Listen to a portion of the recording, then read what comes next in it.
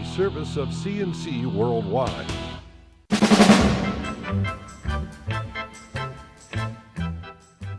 CNC Podcasts are a service of CNC Worldwide and brought to you by the Greece Chamber of Commerce, providing more than 800 member companies with business solutions since 1984. A new Siena poll finds 55% of upstate New Yorkers think the controversial Common Core education standards will be better for their kids in the long run, but 82% think the state bungled implementing the job by rushing too fast and confusing everybody involved. 58% say the state needs a timeout on all the testing they implemented with the Common Core. They believe we're testing too much too soon and demoralizing our kids. The Siena Education Poll is the first of a series on upstate opinion being released by Siena and the Albany Times-Union. 73% of parents with kids in public schools rate their teachers as good or excellent, and 88% trust their local teachers to do what's best for New York students. That's a far higher rating than they give Governor Cuomo, the state legislature, or State Education Commissioner John King. Senator Chuck Schumer wants the federal government to push implementation of a new rule requiring truckers to carry black boxes to keep track of their driving hours rather than noting them in logbooks. Schumer says it's a way to prevent driver fatigue-related crashes, like the one that critically injured comedian and actor Tracy Morgan. His limo bus was hit by a tractor-trailer whose driver may not have had enough sleep. One member of his party was killed. The U.S. Senator says a rule requiring electronic logging devices has been sitting on the U.S. Transportation Department's shelf for 2 years, bogged down by legal challenges and bureaucratic delays.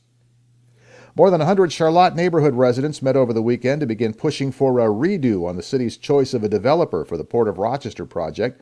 The group calls itself Charlotte Strong. It believes the process that led to the choice of Edgewater Resources as the developer was flawed from the beginning.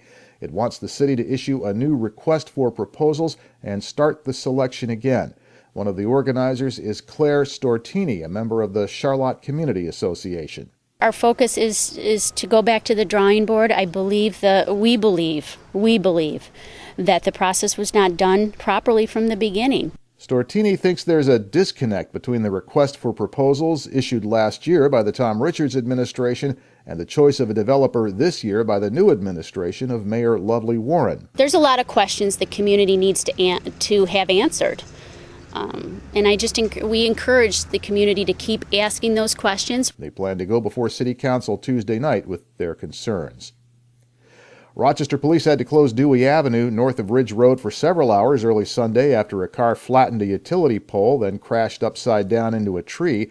Rochester firefighters cut the 25-year-old driver out of his overturned car about 5 in the morning. He's in serious but stable condition at Strong Memorial Hospital.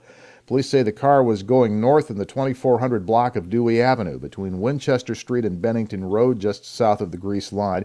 It went off the road and came to rest about 75 yards away. They say speed was a factor.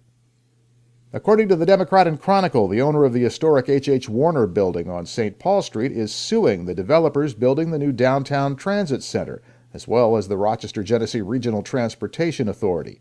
The suit says the construction next door has damaged the foundation of the Warner building, causing water to come through the walls and flood the basement. The building now houses high-end loft apartments. It was originally built in the late 1860s as a commercial building. A follow-up search for a missing Livingston County woman turned up a body in the Genesee River over the weekend, but authorities can't say yet if they have found Coralyn Kalos of Geneseo. The 37-year-old woman was last seen in March near her apartment in Geneseo. A blizzard hit the next day. Earlier searches by law enforcement and volunteers didn't turn up any sign of her.